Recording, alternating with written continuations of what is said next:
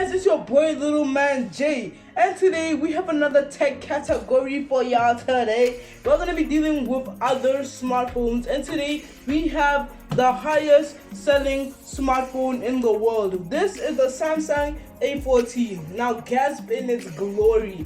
Look at it, it's beautiful. We're gonna review it now. Without further ado, let's go check it out.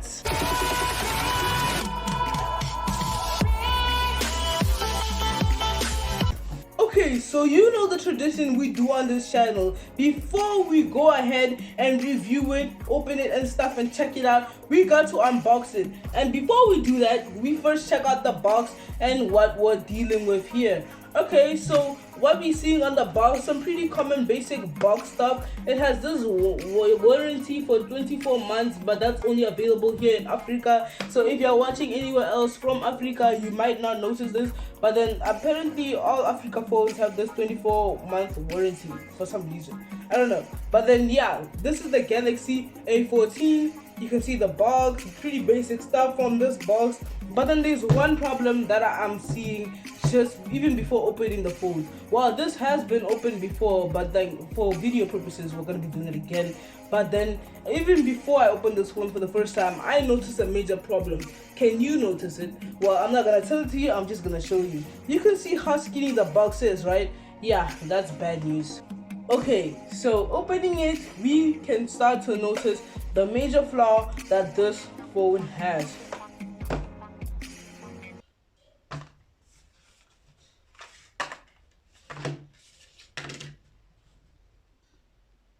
Still don't see it? Oh, you still don't see it? That, ladies and gentlemen, is all we get. Well, considering the price, I'm a bit surprised because normally for you to not get an adapter, that's normally for the phones that cost you like 20,000 rand, 35,000 rand for the likes of your iPhone Pro Maxes. But even a phone as cheap as 4,000 is doing this now. We don't get the adapter, and that's just crazy. And one major flaw about this, right, is the fact that they don't give us an adapter. And normally the argument is that we have many, like, and the normal average person has an adapter at home, right? Yeah, we all do. Well, I think we all do. But then yeah, it's pretty common to have an adapter at home. But for this situation, they don't give us a normal wire like cable to charge like this that can simply connect with my adapter. They don't do that. What they give us is a Type-C to Type-C cable. So if you don't see it properly, it's a Type-C to Type-C. So I don't really get why they're not giving us an adapter, because I get the common argument that we all have adapters at home. But then how many people actually have Type-C to Type-C adapters at home? That's actually kind of wild, because I don't know many people who do. Well, I do have one, but that came with the laptop, not the phone. That's how I have one. But then this is pretty rare to find somebody with this type of adapter at home. So I think that's a bit of a flaw that they might have overlooked without giving us an adapter, because then you can't really charge. The A14 costs around $150. So if you would put this in rand, it's around 4,000 rand. That's how much I got this for, 4,000 rand, which is kind of crazy considering what you're getting for just 4,000 rand. The A14 offers you a 6.6-inch 1080p display, a long-lasting battery, a 50 megapixel main camera, and an Android 13 processor, 4 gigabytes of RAM, 64 gigabytes storage, which is extendable to around 124 gigabytes, and that's not the pinnacle of it. It's about to get crazy. When looking at it, you would think that it's running Samsung's One UI skin, but then the more you look, the more you discover that that's purely not the case. And this is how they wrap it as like you would think that, wow, this thing is the thing, like it's awesome, it's running the same processor as like what's the thing called, the S22 Ultra. But then the more you look, the more you see that this is not the Samsung One UI skin. it's actually the Samsung One UI Core, which is basically something they did where they basically just dumbed it down for us. Let me just put this into perspective. You see the One UI, right? It had all these nice cool features on the S22 Ultra, but then when they gave this to us as the One UI Core, they actually left out some nice to have things that they don't think are officially, like, let me say, essential for this phone. Like some really cool features that you get there, if it's not a must, they did not give it to us, which is basically a way for them to save money, but then they basically just dimmed it down and made it more basic, which I guess is cool because the S22 costs thousands of rands and then this just costs 4,000, and then like makes sense, but still it's still a bit of a shame because then like when you looked at it, it looked like it was running the same thing, but then it's just not running the same thing. It's not that great. It's awesome, man. It's like it's kind of in the middle, but it's not that great. But at least it does make up for it in battery power, because this thing's battery is humongous. It runs a 5,000, what is it again? 5,000 mAh. Yeah, I don't know what that stands for. All I know is the 5,000 is a big number and the big lasting battery. This thing can last you a really long time.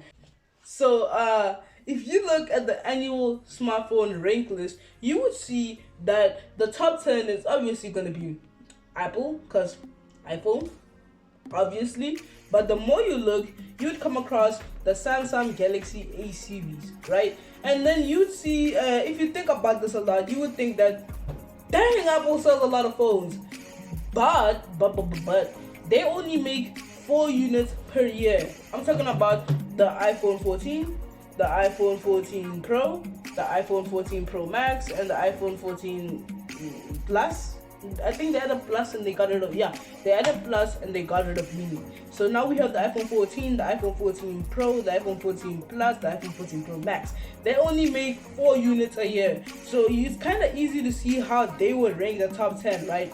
Not discouraging the fact that their phones are awesome, but then it's easier to see. Where in Samsung makes around 50 models a year. 50. We got the A series, the Z series, the M series, the S series. There's so many phones that are being made in a single year. So for just one of those phones